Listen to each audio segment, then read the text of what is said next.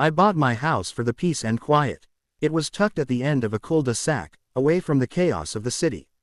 The house had an extra-wide garage, a feature I was particularly proud of since I restore vintage motorcycles as a hobby. What I didn't account for was the wah Karen who lived 3 doors down. Her name was Linda, and she was the self-proclaimed neighborhood coordinator. Everyone else just called her Karen behind her back, and soon, so would I. The setup. My first few months in the neighborhood were uneventful. I minded my business, paid my dues, and waved politely when walking my dog, Max. But I noticed Linda's eyes following me like a hawk every time I did something. Painting my fence, she'd remind me to check the wall color palette. Replacing my mailbox, she'd send me a printout of the approved design guide. It was annoying, but I tried to be civil. That is, until she crossed a line. The borrowed garage. One Saturday, I was hosting a small cookout in my backyard for a few friends. The garage door was open because I'd been showing off one of my freshly restored bikes, a 1969 Triumph Bonneville. Around sunset, we heard the rumble of an SUV pulling into my driveway. Out stepped Linda in her floral blouse, hair perfectly sprayed into a helmet of curls. She gave a little wave as she marched up. "Hi, Tom," she said cheerily. "I hope you don't mind. My nephew is visiting for the weekend, and there's no parking left on the street. Could he park in your garage tonight?" Before I could even respond, she turned and shouted to someone in the SUV, "It's fine, just pull in." The silver Honda rolled right into my garage. I blinked in disbelief. Linda, I don't think." "Oh, don't be silly," she interrupted. "It's just one night. You have so much space, and we're neighbors. We help each other out in this community." My friends exchanged looks. One of them whispered, "Did she seriously just?" I took a deep breath. "Linda, I have tools and personal equipment in there." "It's not really." She waved a dismissive hand. "You'll be fine. I'll tell him not to touch anything. Thanks so much, dear." And with that, she strutted off as if she had done me a favor. That night, I barely slept. The sheer audacity of her move gnawed at me. But I decided to let it slide once. Maybe she'd realize it was rude and not do it again. Spoiler. She did it again. And again. The repeat offense. Over the next month, I found her nephew's car, her husband's truck, and once even her own SUV parked in my garage without warning. Sometimes, I'd come home from work to find my garage door closed and someone else's car inside. When I confronted her, she always had an excuse. "You weren't using it anyway. It's temporary, don't be such a stickler. We're all neighbors here, you need to show community spirit." Community spirit, my foot. Then one Friday morning, I went out to grab my toolbox before heading to work, and found my workbench knocked over, a box of motorcycle parts missing, and a dent in my Triumph's tank. I was furious. I marched to her door and knocked hard. Linda opened it, pretending to look surprised. "Oh, Tom, everything okay? You know exactly what this is about," I said through gritted teeth. "Your nephew messed with my stuff. My bike's damaged." She rolled her eyes. "Boys will be boys. I'm sure it's not that bad. It's a $900 dent." I snapped. "Tell him to move the car and stay out of my garage." She crossed her arms, her tone turning icy. "If you weren't so territorial, maybe we could have avoided all this. You're part of a homeowners association now, Tom. Shared community values, shared resources." I stared at her. "My garage is not a shared resource." She smirked. "Well, we'll see what the law says." The law hearing. A week later, I received a letter from the law board, apparently at Linda's request, claiming I was creating conflict by refusing reasonable accommodation for parking shortages. I laughed out loud. She was trying to use the law to steal my garage. I attended the next law meeting, ready to defend myself. The board president, a mild man named Jerry, looked uncomfortable as Linda launched into her complaint. "Tom's garage has extra space that could help the community," she said sweetly. "I've only asked to use it occasionally, but he's been extremely rude and confrontational." When it was my turn, I kept calm. "I have surveillance footage," I said, setting my phone on the table. "It shows her and her family entering my garage multiple times without permission. My property was damaged. This isn't about sharing. it's about trespassing. The room went quiet. Jerry cleared his throat. Well, that does sound serious. Linda's face flushed red. This is harassment, she barked. He's exaggerating. But the footage didn't lie. The HOA dropped the issue, and Jerry sent a memo reminding everyone that private garages were private property. I thought that was the end of it. Oh, how wrong I was. The final straw. About 2 months later, I left early one morning for a work trip, only to realize halfway down the interstate that I'd forgotten my laptop charger. I turned back to grab it.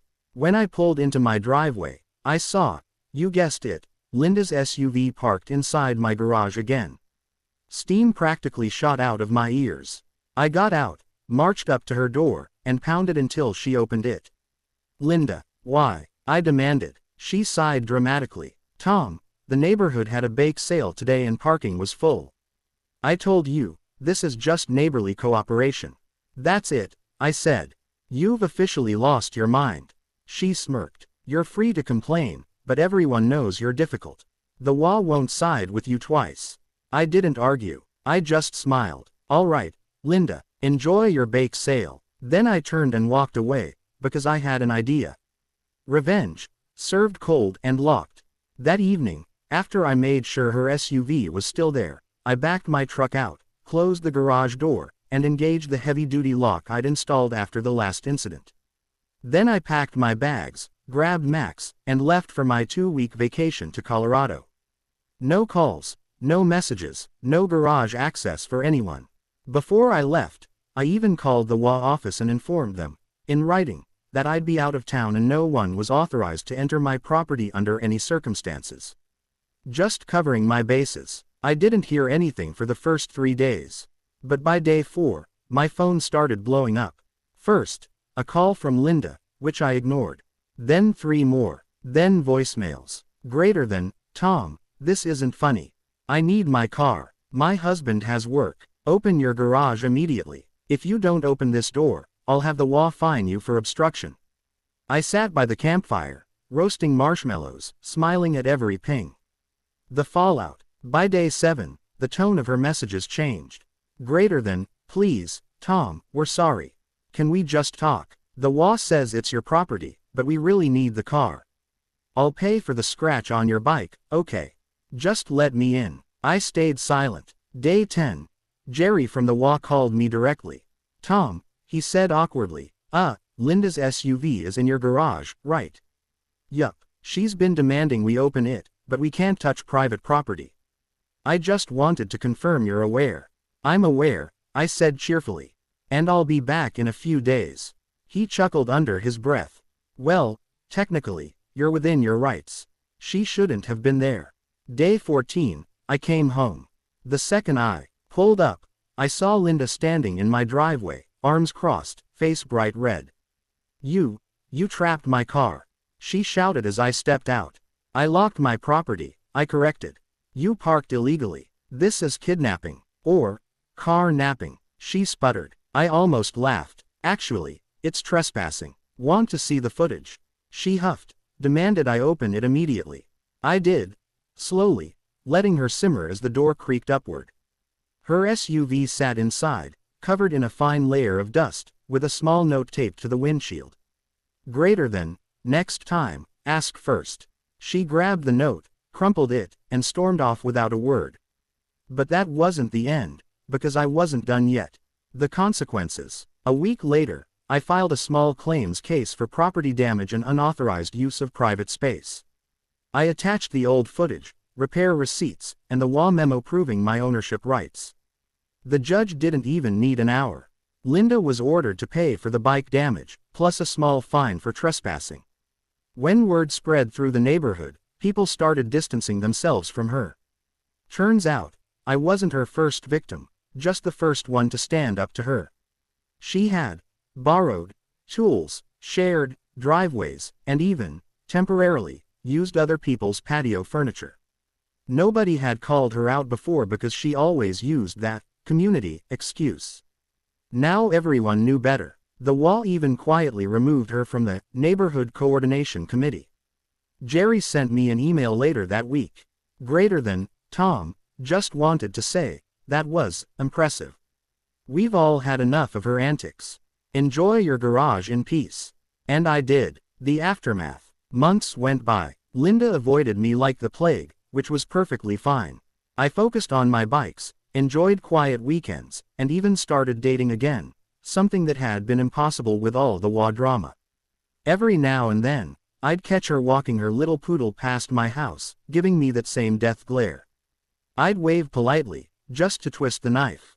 The garage. I installed a keypad lock and a camera with motion alerts.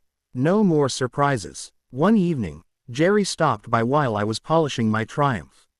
You know, he said, chuckling, Linda tried to propose a new rule about community garage sharing. It didn't even get a vote. We both laughed. Guess she didn't learn, I said. Or maybe she did, Jerry replied. After all, she hasn't parked anywhere near your house since. Epilogue. Sweet justice. A few months later, I got a letter in the mail, from Linda.